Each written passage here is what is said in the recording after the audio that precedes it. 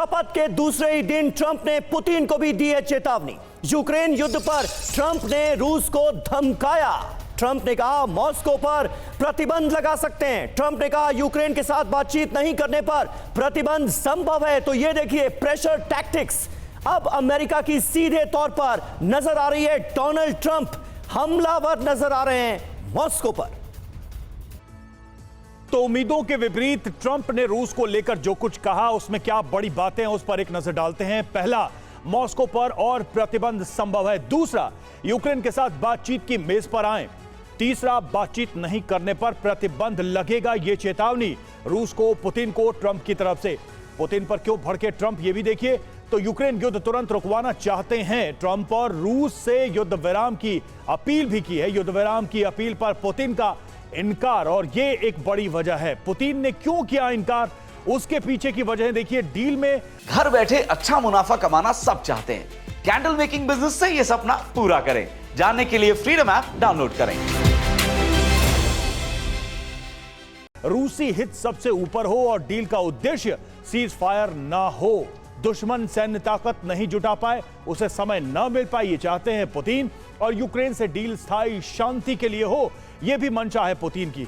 फिर आगे क्या होगा ऐसी सिचुएशन में, तो अमेरिका रूस के बीच टकराव बढ़ सकता है। जेलेंस्की के हित में यह टकराव होगा, यानी कि रूस और अमेरिका का टकराव।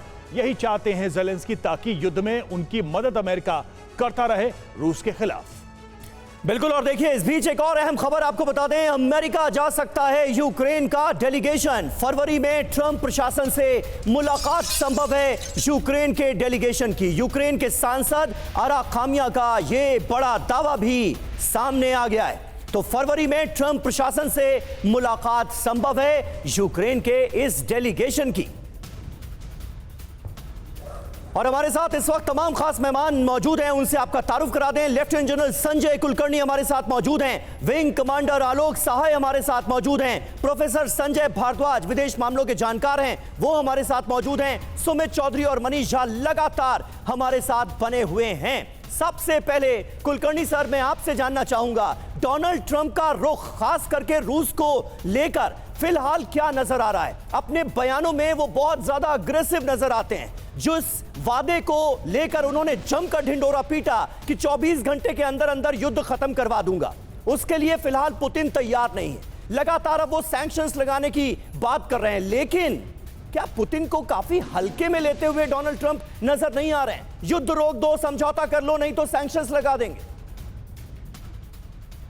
समीर धन्यवाद। मैं ये कहूंगा कि पुतिन के ऊपर भी जबरदस्त प्रेशर है, इसमें कोई शक नहीं है कि रूस के ऊपर जो दबाव है वो आज की तारीख में सैंक्शंस को लेकर के उनके ऊपर नजर आ रहा है। क्योंकि रूस के अंदर भी जिस प्रकार से उनके इंटरेस्ट रेट 23% हो गए हैं, वहां पे इन्फ्लेशन 9% हो गया है, जिस प्रकार से पेजिशकिया ईरान के रूस में है, जिस प्रकार से पुतिन शी जिनपिंग से वर्चुअल बातचीत कर रहे हैं, ये और नॉर्थ कोरिया के ट्रुप रूस के अंदर है, ये सब दर्शाता है कि रूस के ऊपर भी दबाव है और रूस भी चाहता है कि किसी न किसी प्रकार से ये जो युद्ध है समाप्त हो, लेकिन उनके शर्तों पर समाप्त हो।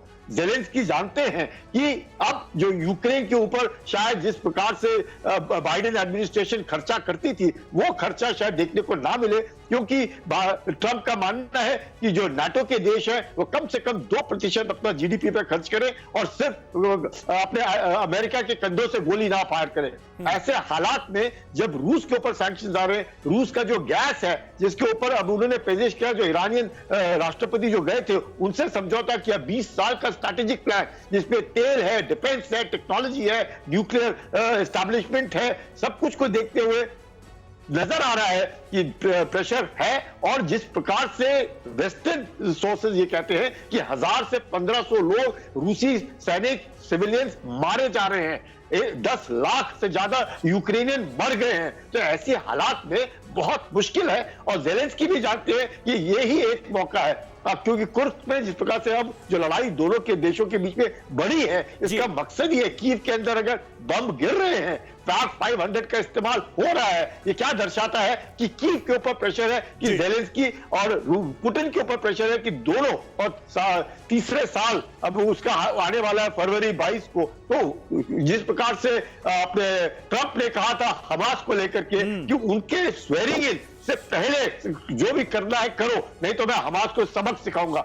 ऑफ कोर्स उस प्रकार की भाषा उन्होंने रूस के साथ नहीं की, क्योंकि उनकी दोस्ती है पुतिन के साथ। वो उम्मीद करते हैं कि जो प्रेशर अगर पुतिन पे पड़ रहा है तो पुतिन भी नेगोशिएटिंग टेबल पर आएंगे, ज़ेलेंस्की भी नेगोशिएटिंग टेबल पर आएंगे, जो बात आप देखने को मिलेगा। जो बात आप कह रहे हैं कि हमास के साथ जिस तरह से उन्होंने सीधी चेतावनी वाले लहजे में बात की और अपने शपथ लेने से पहले इस मामले में सीज फायर को इंश्योर करने की कोशिश की, वो लैंग्वेज भले ही इस्तेमाल न किया हो लेकिन तरीका कुछ वैसा ही लग रहा है। प्रोफेसर संजय भारद्वाज, ये स्टिक एंड कैरेट की जो पॉलिसी अपनाने की कोशिश कर रहे हैं ट्रंप, उसके पीछे क्या लगता है? वो सिर्फ पब्लिक को ये बताने की कोशिश कर रहे हैं क्या कि मैंने कोशिश की, ऑप्शन दिया, पुतिन नहीं माने, इसलिए हम इस वॉर को कंटिन्यू कर? समीर, बिल्कुल। देखिए, 2-3 बातें आपने साफ कही कि stick and carrot policy America की एक बहुत पुरानी नीति है, लेकिन मुझे लगता है कि बाइडेन का जो एक स्टैंड है उससे थोड़ा हटके ट्रंप का अपना स्टैंड रहेगा।